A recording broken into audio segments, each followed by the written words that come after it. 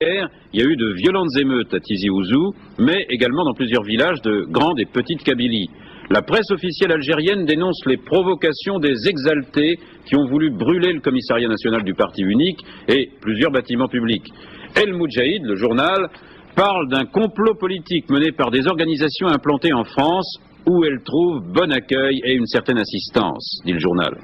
On dit qu'il y a eu des victimes dans ces affrontements et de nombreuses arrestations, mais les informations sont imprécises car Tizi Ouzou est interdite aux journalistes étrangers. La question que l'on peut vous poser, Harit Ahmed, c'est de savoir si au travers de cette revendication culturelle, il n'y a pas une revendication politique avec la recherche à long terme d'une certaine autonomie et pourquoi pas d'une certaine indépendance. Écoutez, tout d'abord, je dois dire que je suis profondément bouleversé d'apprendre que le sang algérien est versé en Kabylie, que des centaines de jeunes sont enlevés, que des centaines de travailleurs, d'étudiants gisent dans les hôpitaux. Je viens d'apprendre que tous les médecins de l'Algérois ont été appelés à la rescousse. Je dénonce le caractère fasciste de la répression devant des manifestations dont tout le monde s'accorde à dire qu'elles ont été pacifiques, qu'elles ont été non sectaires. Nous avons assisté à un processus digne des méthodes staliniennes. On évacue les journalistes de la Kabylie, les témoins gênants, on téléguide des éditoriaux. Monsieur Harit Ahmed, est-ce que vous pouvez me répondre quand même? Est-ce que derrière cette revendication, il y a un but politique d'autonomie?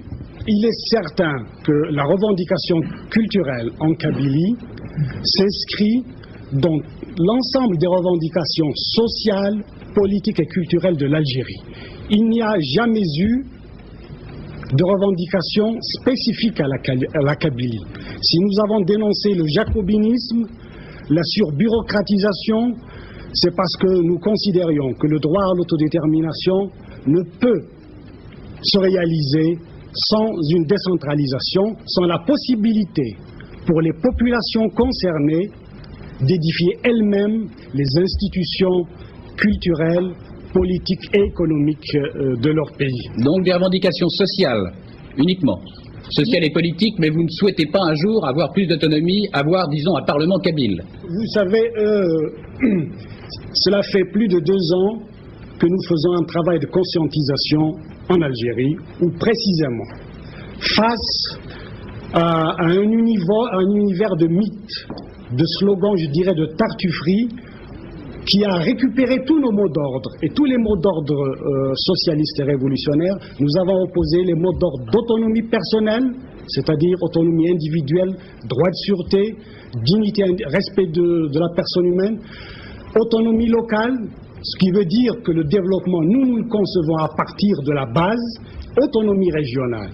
Parce que si nous sommes pour le régionalisme positif et démocratique, pour ramener le pouvoir au niveau populaire, nous dénonçons les régionalismes dont les appareils d'État sont devenus de véritables citadelles. Monsieur Harit, le gouvernement algérien vous accuse d'être manipulé par l'étranger.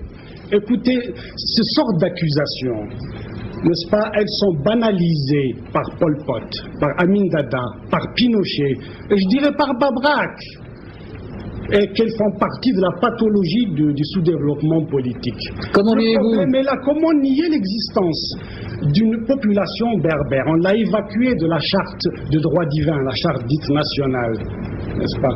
Comment nier l'existence d'une culture? Algérien n'a pas, disons, d'héritage dynastique ou monarchique. Il est issu du droit à l'autodétermination. Et dès l'instant où ce droit a été confisqué, il y a une illégitimité originelle. Et les conséquences de cela a été la confiscation de toutes les libertés d'expression, d'organisation, de participation aux Algériens et aux Algériens. Le rêve des Algériens, c'était à la fois la liberté et l'égalité. À partir du moment où on a reconnu l'islam comme religion d'État, l'islam, en tant que religion, n'a pas échappé à l'instrumentalisation systématique par le pouvoir. Les mosquées étaient devenues, comme au temps de la colonisation, des tremplins pour la propagande du régime.